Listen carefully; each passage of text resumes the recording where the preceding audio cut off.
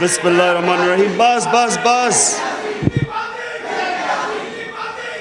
بس بسم اللہ الرحمن الرحیم.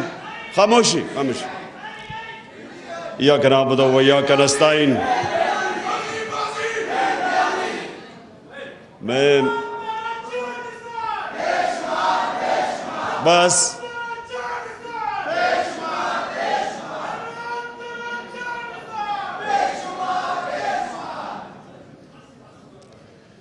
بسم اللہ الرحمن الرحیم. اچھا جی، میں سب سے پہلے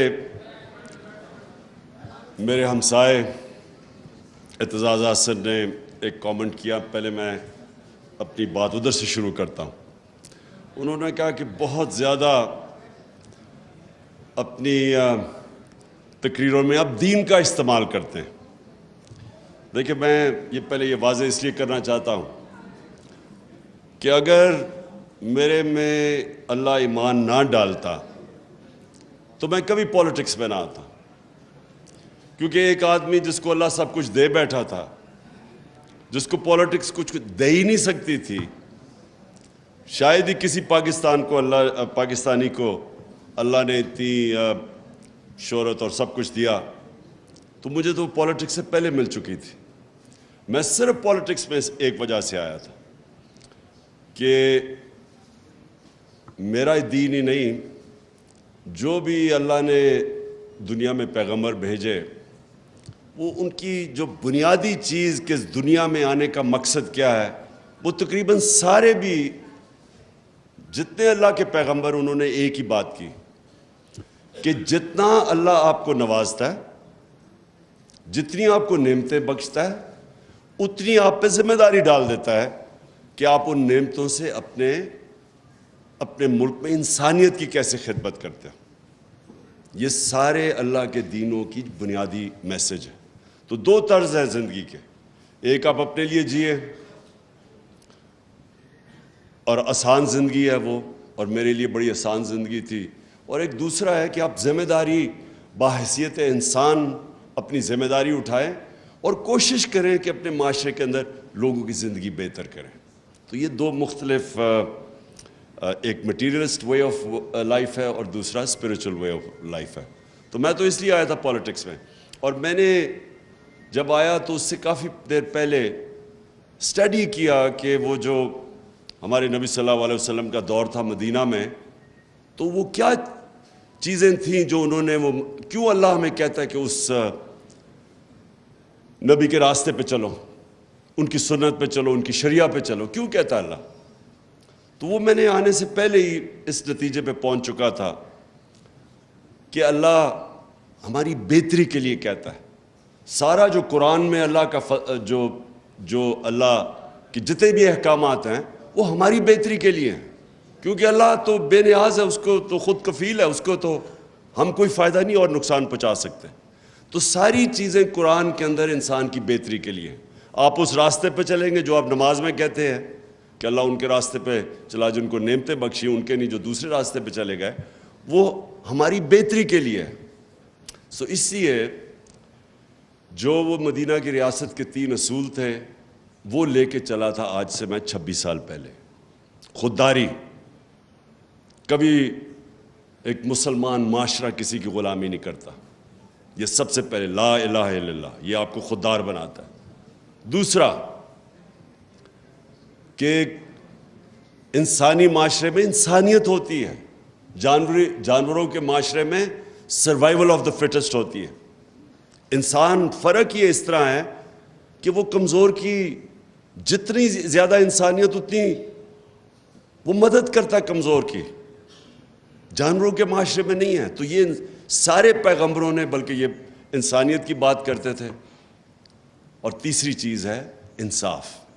یہ 3 فنڈامنٹل پرنسپلز ہیں جس پہ مدینہ کی ریاست کھڑی ہوئی تھی. اس میں اور بھی بہت چیزیں تھیں لیکن ان پرنسپلز کے اوپر باقی چیزیں بنی تھیں. تو یہ آج سے 26 سال پہلے میں نے اپنی پارٹی کا منشور رکھا تھا اور تب میں پولیٹکس میں آیا تھا. اور کبھی بھی کوئی انسان اپنی زندگی کے 22 سال سٹرگل نہیں کرتا کسی چیز کے لیے اگر وہ کوئی ذاتی مفادات کے لیے ہو، جب جس کے پاس پہلے سب کچھ ہے.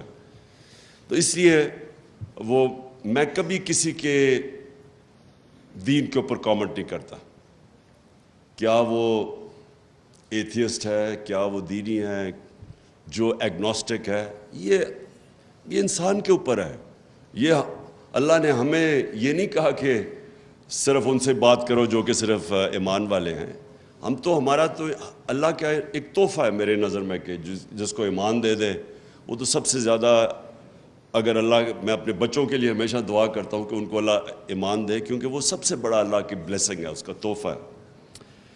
اب میں آتا ہوں جی آج کا جو موضوع ہے، یہ کنیکٹڈ ہے ایکچولی میری جو 26 سال پہلے جس کی وجہ سے میں پولیٹکس میں نام رکھا تھا انصاف کی تحریک، کیونکہ میں اپنے تجربے سے، میں کوئی اسلام کا اسکالر نہیں تھا، میں نے تو صرف اپنی زندگی کا جو تجربہ تھا، جو ساری دنیا میں دیکھی، کانٹراسٹ دیکھتا تھا۔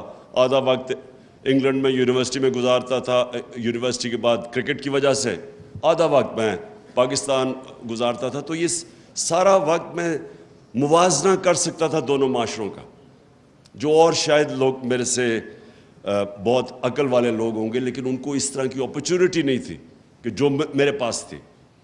تو میں اپنے تجربے کے اس کے اوپر پہنچا اس نتیجے پہ کہ اگر ایک معاشرے کے اندر انصاف نہیں ہے، وہ معاشرے میں خوشحالی نہیں آتی۔ ابن خلدون اپنی جو مسلمانوں کی بلکہ دنیا کا ایک اپنی ٹائم کا جس کو کہتے ہیں فادر آف ماڈرن ہسٹوگرافی، اس سے بڑا کوئی ذہن نہیں تھا۔ وہ لکھتا ہے کہ میری زندگی کا تجربہ قرآن پڑھ کے بھی اور زندگی کا تجربہ یہ ہے کہ اللہ نے انسان کو زمین پہ بھیجا ہی ایک مقصد سے ہے کہ میری زمین پہ انصاف قائم کرو۔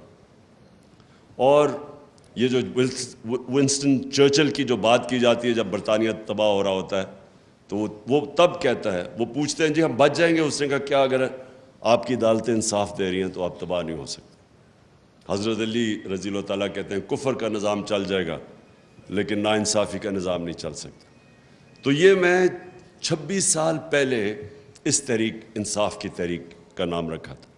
رول آف لا جو ہے وہ فنڈامنٹل چیز ہے جو فرق کرتا ہے معاشروں میں۔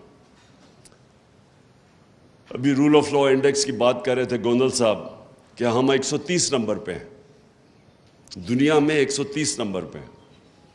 سوئٹزرلینڈ دنیا میں نمبر 1 پہ ہے، رول آف لا انڈیکس پہ سوئٹزرلینڈ نمبر 1 پہ ہے، ہم 130 پہ ہیں۔ سوئٹزرلینڈ کے کیونکہ میں نے سوئٹزرلینڈ دیکھا ہوا ہے، اس کی صرف کمال ایک ہے کہ ان کے زبردست پہاڑ ہیں، پہاڑوں کے اوپر لوگ جاتے ہیں، ٹورزم ہوتی ہے، سردیوں میں اسکیئنگ ہوتی ہے۔ اور ہمارا جو پہاڑ ہیں دگنے ہیں سوئٹزرلینڈ سے، ہمارا ناردرن ایریا سوئٹزرلینڈ سے دگنا ہے۔ جو خوبصورتی ہے وہ سوئٹزرلینڈ سے کئی گنا زیادہ ہے، لیکن سوئٹزرلینڈ خوشحال ہے۔ صرف اپنی پہاڑوں کی ٹورزم سے سوئٹزرلینڈ $60 ارب سال کا کماتا ہے۔ $60 ارب، چھوٹا سا سوئٹزرلینڈ۔ ہماری ساری ملک کی ایکسپورٹس ہماری تاریخی تھی 30 ارب 31 ارب ڈالر یا 32 ارب ڈالر، ان کو صرف ٹورزم سے $60 ارب ملتا۔ سوئٹزرلینڈ ٹورزم سے پیسے اس لیے نہیں بناتا کہ ان کی ملک میں خوبصورتی زیادہ ہے، وہ اس لیے بناتا ہے کہ وہاں رول آف لا ہے، وہاں کوئی قانون سے اوپر نہیں ہے۔ اس ملک کے اندر ان کی عدالتیں انصاف کرتی ہیں۔ اس کے ملک کے اندر جو عام شہری ہے اس کے ملک کا قانون مکمل طور پہ تحفظ دیتا ہے طاقتور سے۔ اور جب ایک کمزور انسان کو اس کے ملک کا انصاف کا نظام تحفظ دیتا ہے، وہ انسانوں کو آزاد کر دیتا ہے۔ تو سب سے امپورٹنٹ چیز آپ کی سمجھنی ہے کہ صرف آزاد انسان کی پرواز اوپر ہوتی ہے، بڑے کام صرف آزاد انسان کرتے ہیں۔ غلام ملک کے اندر بھی اگر ایک انسان آزاد ہو وہ اس ملک میں بھی اوپر چلا جاتا ہے۔ میں ہمیشہ 2 انسانوں کی بات کرتا ہوں جو غلام ہندوستان میں بڑے ہوئے، قائد اعظم اور علامہ اقبال۔ آزاد ذہن تھے، فلسفہ دیکھیں علامہ اقبال کا، شاید میں نہیں سمجھتا، میں کوئی اتنا بڑا اسکالر نہیں ہوں، لیکن میں نہیں سمجھتا کہ پچھلے 500 سال میں کوئی مسلمان ذہن اس قابل تھا، اتنا بڑا ذہن تھا جو علامہ اقبال تھے. اور قائد اعظم سارے برٹش انڈیا کے اندر سب سے قابل لائر سمجھے جاتے تھے، سب سے زیادہ ان کی فیس ہوتی تھی. تو قائد اعظم کا دیکھ لیں کہ وہ ایک غلام ہندوستان میں ایک آزاد ذہن تھا، جو وہ آزادی کی بات کرتے تھے، جو ان کی رسپیکٹ تھی، خودداری تھی. میں اب ذرا ماڈرن کئی دفعہ کہتا ہوں کہ وہ جو شہباز شریف کا ایک میں ٹیپ چلاتا ہوں کہ ہم بھیک نہیں مانگنے ہیں لیکن ہم مجبور ہیں، ہم یہ ہیں وہ ہیں. قائد اعظم کو سنیں ذرا آپ، اس کی ساری آپ تقریریں سنیں، ان کے مخالف کے کامنٹ سنیں قائد اعظم کے اوپر. تو یہ بڑے کام صرف آزاد ذہن کرتے ہیں. جو انوویشنز اور انوینشنز ہیں وہ صرف آزاد ذہن کرتا ہے. غلام ذہن صرف اچھا غلام بنتا ہے. اور ڈفرینٹ قسم کی آزادیاں جو میں تحریک حقیقی آزادی کی بات کرتا ہوں اس میں مختلف قسم کی ہے. آج ہم صرف وہ آزادی کی بات کر رہے ہیں جو کہ آزاد عدلیہ، جو رول آف لا امپلیمنٹ کرتی ہے اور جو قوم کو، لوگوں کو آزاد کرتی ہے، طاقتور کے ظلم سے آزاد کرتی ہے. یہ جو فیوڈل کلچر ہے، فیوڈل کلچر کیا ہے؟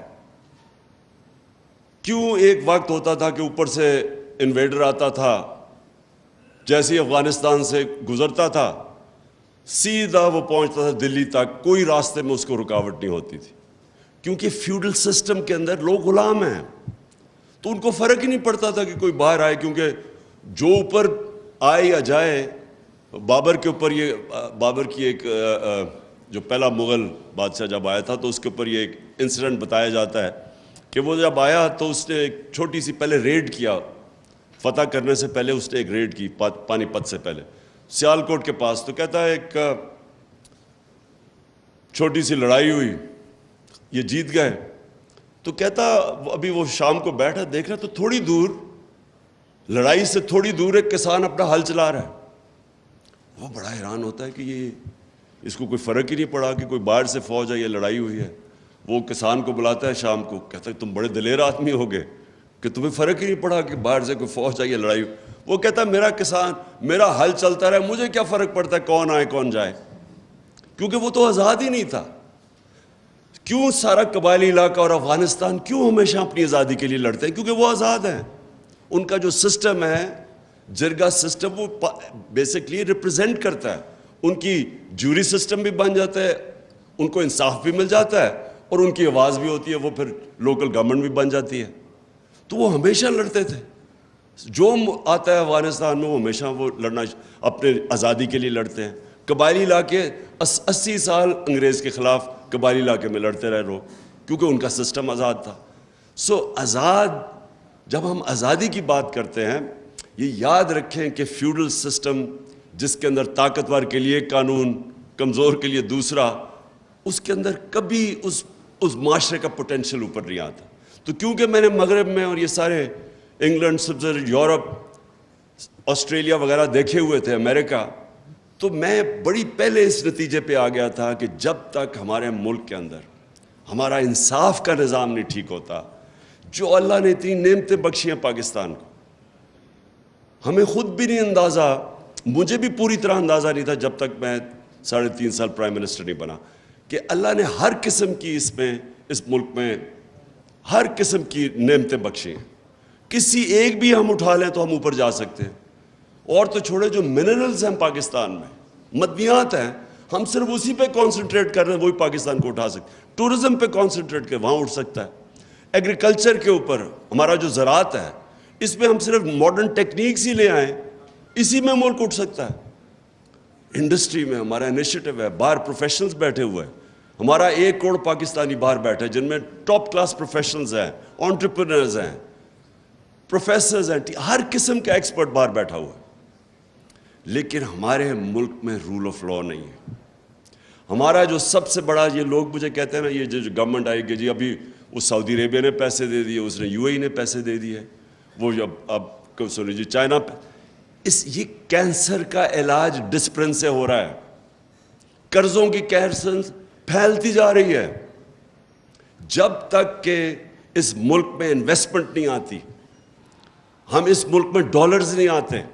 ہم نے 2 طرح تو ڈالرز ریکارڈ منگوائے تھے, ایکسپورٹس ہماری ریکارڈ تھی, ریمیٹنسز ریکارڈ تھی, لیکن جو انویسٹمنٹ تھی جس سے اصل میں پاکستان اٹھ رہا ہے, اس کے سب سے بڑی رکاوٹ اس کے سامنے رول آف لا نہیں ہونے کی ہے, کانٹریکٹ انفورسمنٹ نہیں ہے.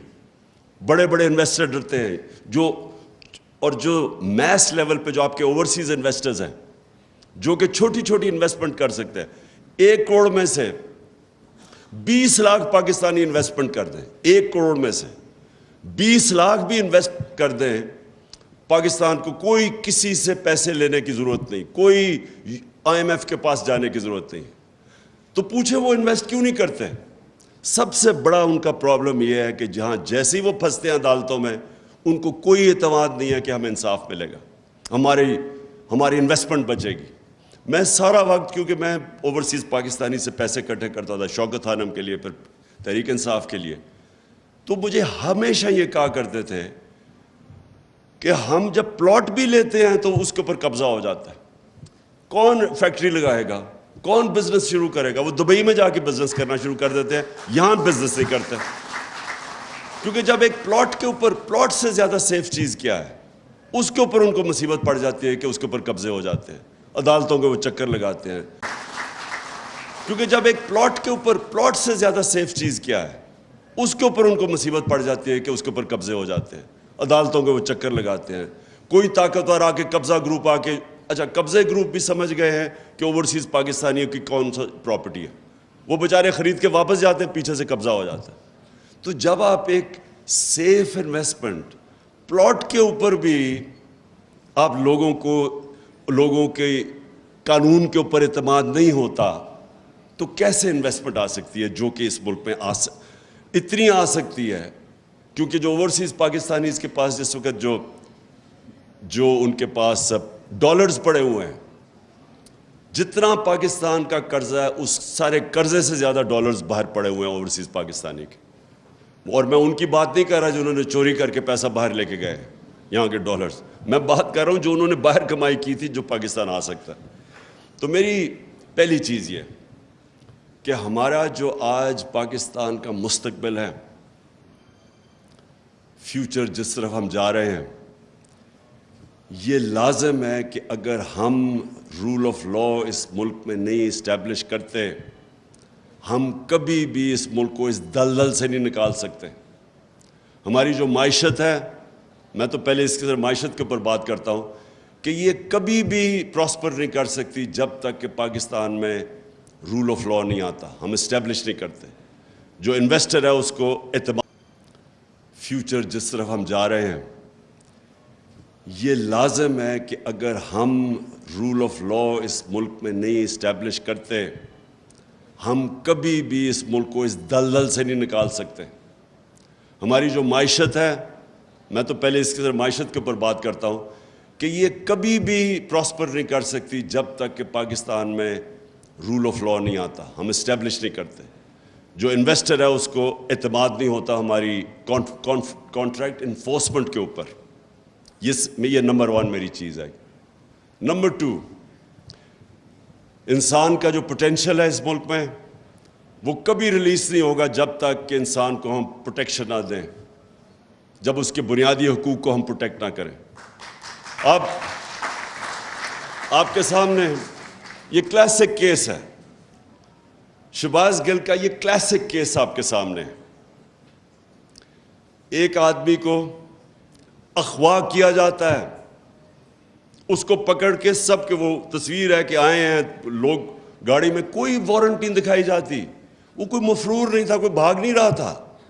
کہیں بھی جا کے آتے اس کو وارنٹ دکھاتے, جی یہ آپ کے اوپر چارجز ہیں, اس کو لے جاتے. اغوا کر کے لے کے گیا, پتہ ہی نہیں پہلے ہمیں چلا وہ گیا کدھر ہے.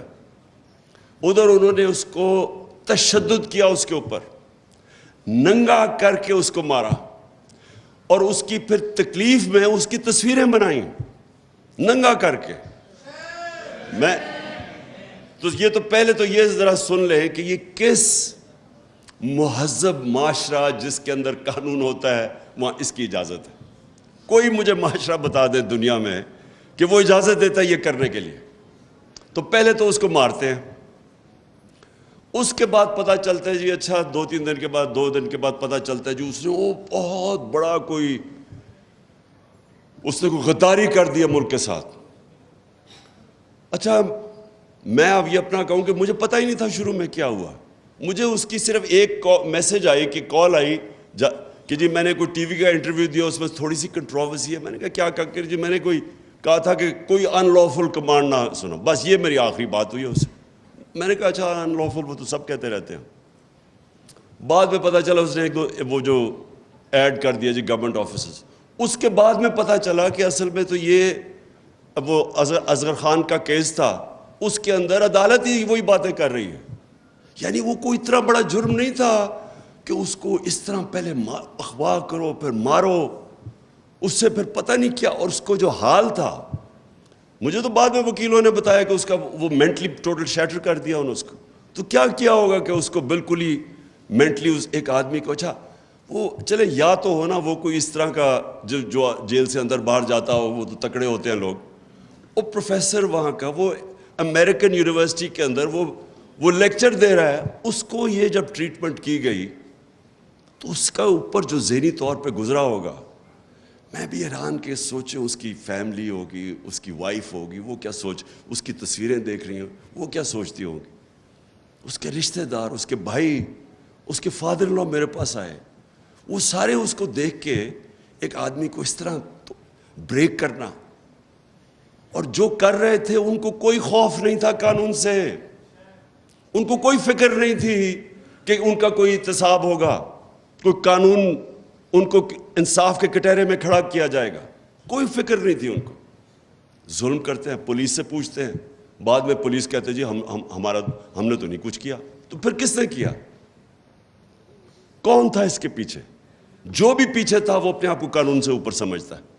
وہ سمجھتا تھا کہ پاکستان کا قانون میرے اوپر نہیں لاگو ہوتا. اور یہ ہے المیہ ہمارا. اور پھر وہ خاتون میجسٹریٹ, وہ بڑا جی عمران خان کو دہشت گرد بنا دیا مجھے, کہ وہ میں نے اس کو کہہ دیا ہے کہ جب خاتون میجسٹریٹ کے پاس آیا, جب اس کو پتا تھا تشدد ہے, آج ثابت ہوا ہے کہ اس کے اوپر تشدد ہوا ہے, عدالت میں اس کی رپورٹ دی گئی ہے کہ اس کے اوپر تشدد ہوا ہے, اس نے پھر اس کو پولیس کے پاس ریمانڈ پہ بھیج دیا. یعنی کوئی چیک کرنا چاہیے. اور کیا ان کی کوئی اکاؤنٹیبلٹی نہیں ہے کہ ایک آدمی دیکھ رہے ہیں تصویریں اس کی, دیکھ رہے ہیں وہ پبلک میں بالکل مینٹلی بریک ہوا ہے, اس کو پھر پکڑ کے واپس بھیج دیا اسی پولیس کے پاس, اور چیک بھی نہیں کیا کہ اس کے اوپر تشدد ہوا ہے یا نہیں. اور پھر یہ جو آئی جی اور ڈی آئی جی ہے, کون ذمہ دار ہے کہ ایک آدمی کو آپ نے غیر قانونی طور پہ اٹھا کے تشدد کیا؟ کدھر یہ اجازت دیتا ہے؟ اور اس کے اوپر اچھا میں کہہ رہا ہوں کہ قانونی کارروائی کریں گے, وہ کہتے جی دہشت گرد ہے. سوچ لیں کہ اچھا پہلے وہ غلط کام کر رہے ہیں, ان کے غلط کام کرنے کے لیے ہم کہہ رہے ہیں قانونی کارروائی کریں گے, اور وہ اوپر سے دہشت گردی کا پرچہ کروا دیتے ہیں میرے اوپر, اور جناب وارنٹ نکال دیتے ہیں. یہ ساری چیزیں کیا شو کرتا ہے کہ ہمارے ملک میں قانون کی حکمرانی نہیں, طاقت کی حکمرانی ہے. جو طاقتور ہے وہ قانون سے اوپر ہے, جو کمزور ہے اس کی حفاظت نہیں کرتا قانون. اس لیے یہ بڑا امپورٹنٹ ہے کہ ہم اپنے ملک میں جد و جہد کریں. یہ پاکستان کی فیوچر کی جنگ ہے. یہ جو آپ انصاف کی جو تحریک ہے اس ملک میں رول آف لا قائم کرنے کے لیے, یہ ملک کا فیوچر ہے. یا ایک طرف یا ملک ادھر جائے گا اور یا دوسری طرف تباہی کی طرف جائے گا.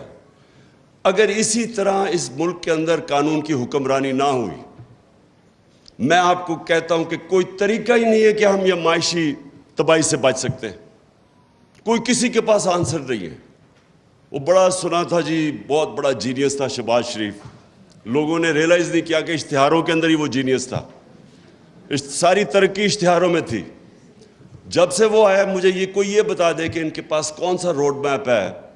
یہ جو ہم قرضے لیتے جا رہے ہیں, گروتھ ریٹ کم ہوتی جا رہی ہے, انڈسٹری سکڑتی جا رہی ہے, کسانوں کے پاس اتنی زیادہ مہنگائی کر دی ہے, بجلی کی دگنی قیمت کر دی ہے بجلی کی, کسانوں کے پاس ٹیوب ویل چلانے کے پیسے بل آ رہے ہیں, عام بیچارہ مڈل کلاس سفید پوش برے حالات ہیں لوگوں کے, تو اکانومی سکڑ رہی ہے, قرضے بڑھتے جا رہے ہیں, تو ہمارے پاس کدھر سے ویلتھ کریشن ہوگی کہ ہم یہ قرضے واپس کریں؟ کدھر سے دولت میں اضافہ ہوگا؟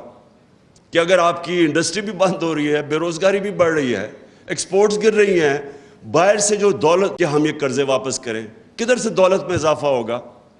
کہ اگر آپ کی انڈسٹری بھی بند ہو رہی ہے, بے روزگاری بھی بڑھ رہی ہے, ایکسپورٹس گر رہی ہیں, باہر سے جو دولت ریمیٹنسز آنی تھی ان کی وہ ڈراپ ہو گئی ہیں, تو کدھر سے پاکستان کے پاس پیسہ آئے گا یہ قرضے یہ جو لے رہے ہیں اور قرضے؟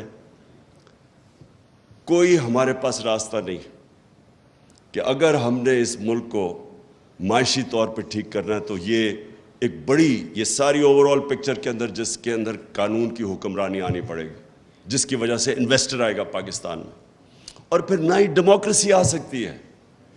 ڈیموکریسی اور رول آف لا ساتھ ساتھ چلتے ہیں. آپ اگر الیکشن کروا دیں ایک ملک کے اندر جدھر رول آف لا نہیں ہے, جمہوریت آ ہی نہیں سکتی. جو طاقتور ہے, جس کے پاس پیسہ ہے, جس کے پاس 2 نمبر پیسہ, وہ اوپر آ جائے گا. کیسے مقابلہ کرے گا ایک آدمی, پڑھے لکھے لوگ کیسے مقابلہ کریں گے؟ اوپر پیسہ, وہ اوپر آ جائے گا. کیسے مقابلہ کرے گا ایک آدمی, پڑھے لکھے لوگ کیسے مقابلہ کریں گے اس کا جس کے پاس مسل بھی ہے, اس کے پاس جو سندھ کے اندر, آج مجھے بتائیں سندھ کے اندر کون سی جمہوریت ہے؟ جو ان کے یہ پیپلز پارٹی کے خلاف کھڑا ہوتا ہے, 15% لوکل گورنمنٹ میں لوگ کھڑے ہی نہیں ہوئے کیونکہ ان کے اوپر کیسز کر کے FIR کر کے ان کو انپوز جتا دیا 15% کو. باقیوں کے پاس جو الیکشن لڑنے جاتا ہے وہاں اس کے اوپر FIR کٹ جاتی ہے. میرے اوپر 16 FIR کاٹ دی ہے, وہ تو چھوڑے اب دہشت گردی کا کیس کر دیا. تو بیچارے عام لوگوں کا کیا ہوتا ہوگا؟ مجھے یہ بتائے کہ میرے پاس تو پھر بھی میں ایک چلے وہ اللہ نے کرنا تھا کہ کل قوم ساری سڑکوں پہ آ گئی رات کو 2 بجے 3 بجے, نہیں تو میں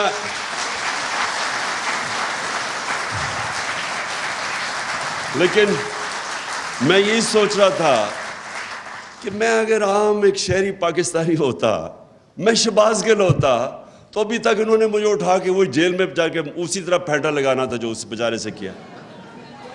اور کس سے نہیں,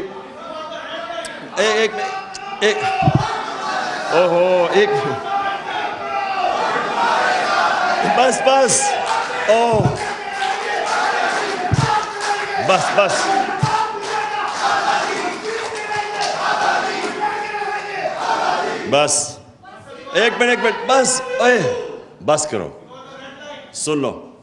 میں صرف آپ کو یہ میرا مقصد آپ کو سمجھانے کا ہے کہ ایک عام آدمی پاکستان میں جس دن ہمارا قانون اس کو تحفظ دے گا, کہ پہلے تو ڈریں گے لوگ اس طرح کا پرچہ کرنے کے لیے, جو ایسا پرچہ کرے گا دہشت گردی کا اس کے اوپر سوالات پہلے عدالت پوچھے گی کہ تمہاری جرت کیسے پڑی, کیوں نہیں اس طرح ہوتا. میں برطانیہ میں کتنے 20-30 سال دیکھا, کیوں کسی کے اوپر اس طرح نہیں ہوتا؟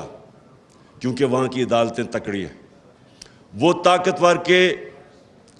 طاقتور کے بوجھ لیتی ہیں, کھڑی ہو جاتی ہیں انصاف کے لیے. جرت نہیں ہوتی گورنمنٹ کی اس طرح کی چیزیں کرنی. وہاں کوئی بھی طاقتور, وہاں کوئی اسٹیبلشمنٹ کی جرت نہیں ہوتی کہ لوگوں کے حقوق کے اوپر اس طرح ان کو اسائیڈ کر کے, ان کو سیٹ اسائیڈ کر کے ان کے اوپر کرے جو شہباز گل سے ہوا ہے. اور کتنے شہباز گل ہیں پاکستان میں جن کی طاقت نہیں, ان سے آپ یہ کریں, اور جو تھوڑا سا طاقتور فضل الرحمان ٹائپ کہے کہ میں 10,000 لوگ ہی لاؤں گا, اس کو آپ ہاتھ ہی نہ لگائیں, وہ جو مرضی کہتے. میرا پوائنٹ یہ ہے کہ جمہوریت تب آتی ہے جب ایک لیول پلینگ فیلڈ ہوتی ہے. Level playing field rule of law آتا ہے اس ملک کی عدالتوں سے. جب عدالتیں انفورس کرتی ہیں رول آف لا, وہ الیکشنز میں حقیقی جمہوریت آتی ہے. اگر آپ کے رول آف لا نہیں ہے، آپ الیکشنز کروائیں گے تو اس طرح کے کرمنلز اسمبلی میں آتے ہیں۔ میرے دوست اعتزاز، میرے ہمسائے اعتزاز حسن ایک اور بات کی کہ مجھے مفاہمت کرنی چاہیے، آصف زرداری کا انہوں نے نام لیا۔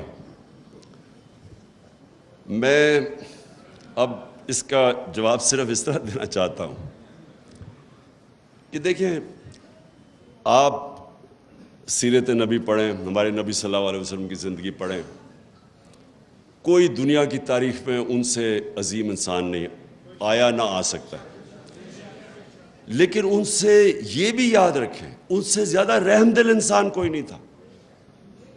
رحمت للعالمین تھے، سارے انسانوں کے لیے، مسلمانوں کے لیے نہیں، انسانوں کے لیے رحمت بن کے آئے تھے۔ لیکن اچھا، فتح مکہ کے بعد سب کو معاف کر دیا، وہ لوگ جنہوں نے ان کے اوپر ظلم کیا تھا، لیکن جب ان کو کوئی کہا کہ جناب قریش کی ایک لڑکی نے چوری کی ہے تو اس کو آپ ذرا نظر ثانی کریں، تو انہوں نے تب کہا دو چیزیں کہیں۔ میں یہ چاہتا ہوں کہ یہ جب مجھے بار بار کہتے ہیں جی ان سے آپ میں تکبر بڑا ہے، آپ ان سے مفاہمت کر لیں، آپ انڈرسٹینڈنگ کر لیں، میں ہمیشہ یہ آپ بتاتا ہوں کہ جو رحمت للعالمین تھے انہوں نے ہر چیز پہ نظریے کے اوپر، کافر کے خلاف نظریہ فرق تھا ان کا، ان کے اوپر ظلم ہوئے تھے، انہوں نے وہ بھی معاف کر دیے۔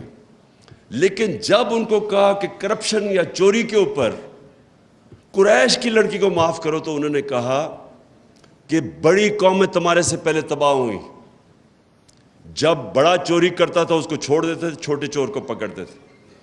دیکھیں، اور کہا کہ میری بیٹی بھی چوری کرے گی تو اس کو سزا ملے گی۔ یہ کیوں کہا انہوں نے؟ کیونکہ جب ایک معاشرے کے اندر آپ چوری کو، کرپشن کو ایکسیپٹیبل بنا دیتے ہیں، آپ معاشرہ ختم کر دیتے ہیں۔ معاشرے کی بنیاد رکھی جاتی ہے قرآن کی آیت میں، امر بالمعروف، تم اچھائی کے ساتھ کھڑے ہوتے اور برائی کے خلاف جہاد کرتے ہو۔ معاشرہ لڑتا ہے کرپشن کے اگینسٹ۔ میں یہ کہہ کہ لوگوں کو تھک گیا ہوں۔ آپ اگر ایک بڑے بڑے چور وہ نیب جا رہے ہیں تو آپ پھول پھینک رہے ہیں اس کے اوپر، تو آپ کیا میسج دے رہے ہیں اپنی یوتھ کو، اپنی عوام کو؟ آپ کیا میسج دے رہے ہیں کہ چوری بری چیز ہی نہیں ہے؟ مجھے کہہ جی وہ ہمارے صحافیوں نے کہا کہ دیکھیں جب عمران خان کو بھی اب وہ انہوں نے تقریر کرنے سے منع کر دیا تو نواز شریف کو بھی کر دیا۔ نواز شریف کو پاکستان کے سپریم کورٹ نے 2 سال کی تفتیش کے بعد، جب اس کی کرونا جو پینما پیپرز کے اندر پراپرٹیز اربوں روپے کی پکڑی گئی، اس کے اوپر تفتیش کے بعد اس کو ڈسکوالیفائی کیا اور سزا دی۔ مجھے کس چیز پہ کہہ رہے ہیں کہ جی آپ نے وہ میجسٹریٹ کو کہہ دیا کہ وہ اس کے اوپر قانونی کارروائی ہونی چاہیے، اور آئی جی اور ڈی آئی جی اس کے اوپر کہہ رہے ہیں میرا بند کر دیا، اور وہ ایک ہی ہے۔ جس ملک کے اندر آپ کے بڑے بڑے صحافی یہ کہتے ہیں، اس کا مطلب چپ پلیز کر کے سنو، جب آپ کے بڑے بڑے صحافی یہ کہتے ہیں، معاشرے کے اندر کیا پیغام جاتا ہے کہ کوئی چوری بری چیز، کرپشن بری چیز نہیں ہے۔ آپ کے گھر میں کوئی ڈاکہ مارے، کیا آپ کہیں گے کہ اس کے ساتھ مفاہمت کرو، اس کے آ کے بیٹھو اور بات چیت کرو؟ آپ کہیں گے اس کو جیل میں ڈالو۔ تو کرپشن تو ملک کے اوپر ڈاکہ مارا جاتا ہے، تو آپ اس کو کہہ رہے ہیں کہ نہیں جی ان سے بیٹھ کے کرو۔ تو میں صرف اس چیز کے اوپر، کیونکہ میں زیادہ تر تو اپنے ہمسایہ اعتزاز حسن سے سب چیز سے اگری کرتا ہوں، لیکن ادھر میرے دو دین کے اوپر تو خیر ہمارا مختلف ویوز ہیں، لیکن اس کے اوپر کہ آپ ہر کسی سے کمپرومائز، پولیٹکس ہوتی ہے آرٹ آف کمپرومائز، لیکن جس وقت آپ کرپشن سے کمپرومائز کرتے ہیں، جنرل مشرف نے یہ جو بالکل سلمان راجہ ٹھیک کہہ رہا ہے، وہ جو این آر او دیا تھا، کبھی کسی نے ایسٹیمیٹ کیا ہے کہ اس کا اس ملک کو کتنا بڑا نقصان ہوا، کہ کس طرح کرپشن کے دروازے کھلے، کتنا ملک پیچھے گیا؟ مجھے جب گورنمنٹ میں 4 گنا زیادہ قرضہ ہمارا نیشنل ڈیٹ بڑی 6 ٹریلین سے پہنچ گئی 30 ٹریلین پہ، ہم نے جو پہلا پیسہ اکٹھا کیا ٹیکس میں آدھا چلا گیا ان کے لیے ہوئے قرضوں کی قسطوں پہ، تو ملک کدھر سے چلانا تھا؟ کرپشن ایک معاشرہ لڑتا ہے، معاشرہ اس کو ان ایکسیپٹیبل کرتا ہے. عدالتیں ہماری، ان کی سب سے بڑی ڈیوٹی یہ ہوتی ہے کہ جو بڑی کرپشن ہے اور جو سب سے مشکل ہے، جو وائٹ کالر کرائم جسے کہتے ہیں، جب تک ایک معاشرہ وائٹ کالر کرائم کا مقابلہ نہیں کرتا وہاں خوشحالی نہیں آتی. اور آپ سوئٹزرلینڈ کی اس لیے میں مثال دیتا ہوں، جب وہ رول آف لا کی انڈیکس کی بات کرتے ہیں کہ 99.9% ہے وہاں، اور خوشحالی بھی دنیا میں سب سے زیادہ ہے، وسائل نہ ہونے کے برابر ہیں، وہ اس لیے کہ اس معاشرے کے اندر انصاف ہے. میں آخر میں اپنی بات ختم کرتا ہوں، کہتے ہیں کہ جو سب سے بڑی رکاوٹ ہے طاقتور کو قانون کے نیچے لانے کی، وہ سب سے بڑی جو رکاوٹ ہے وہ خوف ہے. لوگ ڈرتے ہیں، مافیاز ہوتے ہیں طاقتور، وہ آپ کو ڈراتے ہیں، دھمکاتے ہیں. لوگوں کو ڈر ہوتا ہے اپنی جان کھونے کا، لوگوں کو ڈر ہوتا ہے میرا روزگار چلا جائے گا، لوگوں کو ڈر ہوتا ہے کہ جناب مجھے ذلیل کر دیں گے ٹی وی کے اوپر اور میڈیا پہ. میری آخری پوائنٹ یہ ہے کہ جس وقت ایک قوم یہ جو خوف کا بت ہے یہ توڑ دیتی ہے اور وہ کھڑی ہو جاتی ہے، جب وہ اپنے آپ کو آزاد کر لیتی ہے اس خوف سے، تو پھر عدلیہ بھی اس قوم کے سامنے انشور کرتی ہے کہ جسٹس ہو، کیونکہ جو ڈر ہوگا قوم کھڑی ہو جائے گی. جو بڑی اچھی بات کی سلمان نے یہ بھی کہ جب مارشل لا لگے تو لوگ سڑکوں پہ نکلے ہی نہیں، بھائی آرام سے چپ، لوگوں نے ایکسیپٹ کر لیا کسی نے قانون توڑا. لیکن میں یہ سمجھتا ہوں کہ ہمارا ملک، یہ بہت بڑا اللہ نے کرم کیا ہمارے ملک پہ کہ ہمارے لوگوں کو بیدار کر دیا ہے، شعور آ گیا ہمارے لوگوں میں، چینج ہو گیا ہے. کبھی میں نے پاکستانی قوم کے اندر اس طرح کی بیداری نہیں دیکھی. اور مجھے جو سب سے زیادہ اس وقت ایک میرے دل میں خوشی یہ ہے کہ ہر چیز، یہ جو بری چیزیں ہو رہی ہیں یہ میڈیا کے اوپر، یہ سوشل میڈیا کے، ان کے لوگوں کو دبا رہے ہیں. ٹیلی فون جا رہے ہیں، کوئی تو لکھتا ہے کہ ہم تمہیں یہ کر دیں گے، ان نون نمبر سے ٹیلی فون جا رہے ہیں، ہم ایجنسی سے کال کر رہے ہیں، آپ نے یہ نہیں کہنا وہ نہیں کہنا، لوگوں کو ڈرا رہے ہیں، دھمکا رہے ہیں، سپریس کر رہے ہیں.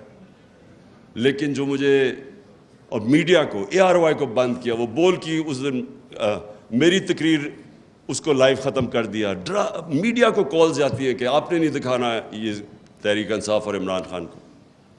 لیکن اس ساری چیزوں میں جو سب سے خوشائن چیز ہے ہمارے ملک میں کہ ہمارے لوگ وہ ادھر پہنچ گئے ہیں کہ میں اب پورا، مجھے میرا ایمان ہے کہ یہ جو شعور کا، میں ورڈ یوز کرتا ہوں شعور کا، اور یہ جو بیداری کا جو جن ہے جو بوتل سے نکل چکا ہے، جو مرضی اب کوئی کر لے، یہ اب بوتل میں واپس جانے نہیں لگا.